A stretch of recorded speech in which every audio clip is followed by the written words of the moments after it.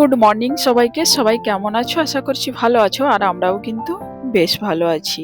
আমাদের নতুন গল্পতে সবাইকে অনেক স্বাগত জানিয়ে আজকের ব্লগটা শুরু করলাম। আর শুরু থেকে শেষ পর্যন্ত সবাই দেখতে থাকো, আশা করি ভালো লাগবে।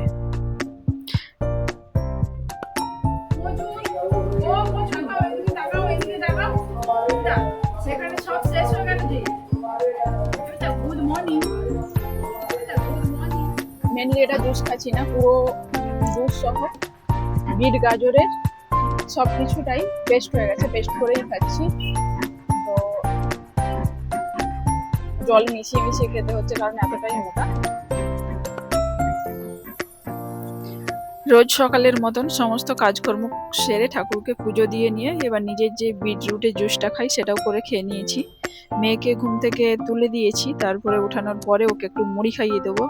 সেই কারণে এখানে একটু দই বের করে নিয়েছি। ও হচ্ছে মিষ্টি টক দইটা খেতে পছন্দ করে, তাই টক দই দিয়ে কখনো কখনো মুড়ি খেতেও চায়। তো সেই কারণে ওকে টক দই দিয়ে মুড়ি খাইয়ে দিলাম, দিয়ে এখানে রান্নাবান্নাতে চলে এসেছি। কারণ সকাল টাইমটা পড়তেও আসেনি, এখানে অনুষ্ঠান হচ্ছিল, এত জোরে মাইকটা বাজছিল, যে কারণে আমি পড়াতে আমার ভীষণই অসুবিধা হয়েছিল। সেই কারণে সকালবেলাটা আর পড়াতে পারিনি। তারপরে এখানে প্রত্যেকটা বাড়ির বউদের বলতে পারো ডেলি রুটিন, সেই রান্না বান্না, ঘর গোছানো, বাচ্চা সামলানো, এই নিয়েই জীবন।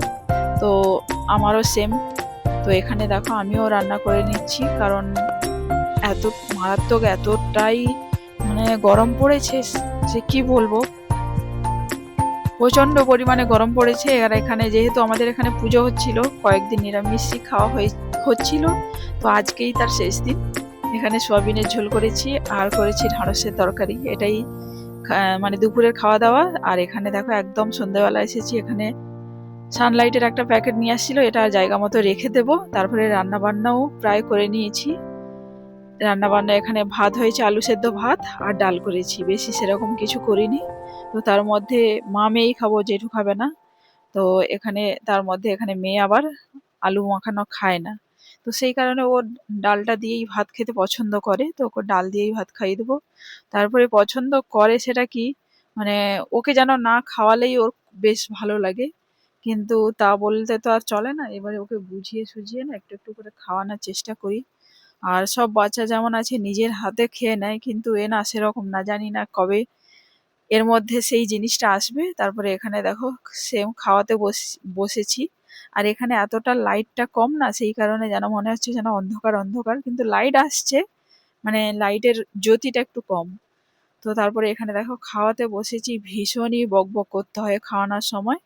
তারপরে ফাইনালি এখানে খাওয়া দাওয়া কমপ্লিট করে, আমার এখনো খাওয়া হয়নি, তারপরে ওকে খাইয়ে নিয়েছি, দিয়ে এবার বিছানাপত্রগুলো ঠিক করে দিচ্ছি। এবার ও খেলতে খেলতে কখন শুয়ে পড়বে, সেই কারণে। আর বলতে পারো আমাদের এখানে ১ মাস ধরে এটা নয় ওটা, সেটা নয় সেটা, মাইক চলতেই আছে। সেটা বলতে পারো আমার ভীষণই অস্বস্তি হচ্ছিল, তো আজকেই সেটা শেষ হয়েছে, এটাই মানে ভালো লাগার বিষয়। তারপরে এখানে সন্ধেবেলাটাতে চুলটাকে গুছিয়ে নেব, কারণ অনেকে রাতের বেলায় চুলটাকে খোলামেলা রেখে দেয়, কিন্তু ওটাতে আমার মনে হয় উচিত না। তো সেই কারণে আমি একটু গার্ডার দিয়ে গুছিয়ে রাখার চেষ্টা করি, এটাতে চুলের পক্ষে খুবই ভালো। তারপরে এখানে স্কিন কেয়ারও একটু করে নেব, মানে নাইটের যেটা নাইট ক্রিম সমস্ত কিছু একটু করে নেব, কারণ সারাদিন ব্যস্ততার মধ্যে বলতে পারো সেরকম কিছু আমরা করে উঠতে পারি না, ওই টুকটাক যেটুকু সানস্ক্রিন লাগানো করি। তারপরে এখানে রাতের একটু যদি কেয়ার করি তো স্কিনটা ভালোই থাকে, সেই কারণের জন্য আমরা ঘর দর সমস্ত কিছু পরিষ্কার রাখি, তার সঙ্গে সঙ্গে নিজেদেরকেও পরিষ্কার থাকতে হবে, সেই কারণেই বলতে পারো একটু পরিষ্কার পরিচ্ছন্নভাবে থাকা। তারপরে এখানে দেখো মেয়ে অনেক কিছু গল্প করছে, ওর অনেক কোশ্চেন জানি না, সেইগুলোর উত্তর দিচ্ছিলাম। তারপরে এখানে আজকে টিএমসি পার্টি থেকে একটা মানে সেই সাপসিঁড়ি খেলা হয়, তার একটা খেলার দিয়ে গেছে, কাগজের মধ্যেই সমস্ত কিছু, তো সেটা দিয়ে গেছে, সেটা নিয়েই মেয়ে খেলছিল। আর কি বলবো সব পার্টিকে। তারপরে এখানে দেখো সমস্ত জামা কাপড়গুলোও গুছিয়ে নিচ্ছি, কারণ অগোছালো হয়ে থাকলে দেখতে ভালো লাগে না, সেই কারণেই। আর এখানে আমার চুলটাকে দেখে আবার কেউ হেসো না। যাই হোক, ভিডিওটা এই পর্যন্ত, তোমাদের সঙ্গে দেখা হচ্ছে নতুন এক ভিডিও নিয়ে। ততক্ষণে সবাই ভালো থাকবে, সুস্থ থাকবে, সবাইকে গুড নাইট অ্যান্ড টাটা।